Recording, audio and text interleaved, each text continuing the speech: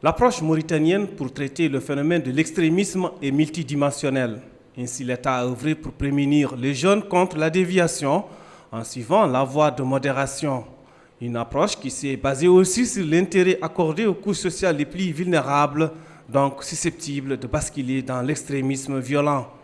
Ainsi, les travaux de la conférence étaient essentiellement centrés sur diverses thématiques: les gens de la Sunna et l'unité de la Oumma islamique, le renforcement des valeurs de la modération au sein de la Oumma, ou bien les oulémas de la Oumma, devoirs et responsabilités. Je tiens à préciser une chose, que le mot l'islam vient du mot arabe, c'est silm, silm qui veut dire paix. De ce fait, je pense que dire que l'islam est une religion de tolérance, c'est en quelque sorte un pléonasme. Parce que par définition, c'est la tolérance. Par définition, c'est la paix.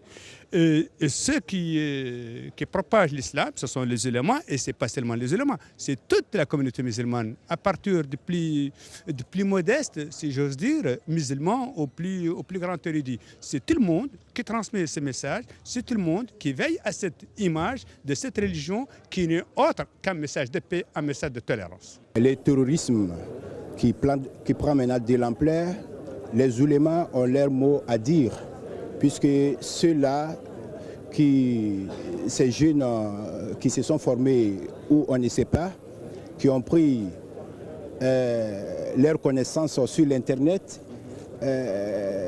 qui font beaucoup de tort à l'islam, puisque l'islam c'est la paix, l'islam prône la paix, l'islam et le terrorisme ne collent pas. Les oulémas sont chargés à chaque époque et en tout lieu d'éclairer la Oumma, la communauté musulmane internationale. Quand il y a un problème grave comme le terrorisme, les oulémas doivent être les premiers à expliquer d'abord la pensée islamique juste et à réfuter les arguments qu'utilisent certaines parties de la Genèse pour se livrer à des actes irresponsables, à des actes criminels. Les conférenciers sont unanimes pour souligner la nécessité d'impliquer les ulémas et les imams dans la lutte contre l'extrémisme violent, en d'autres termes, promouvoir la culture de la paix et de la tolérance.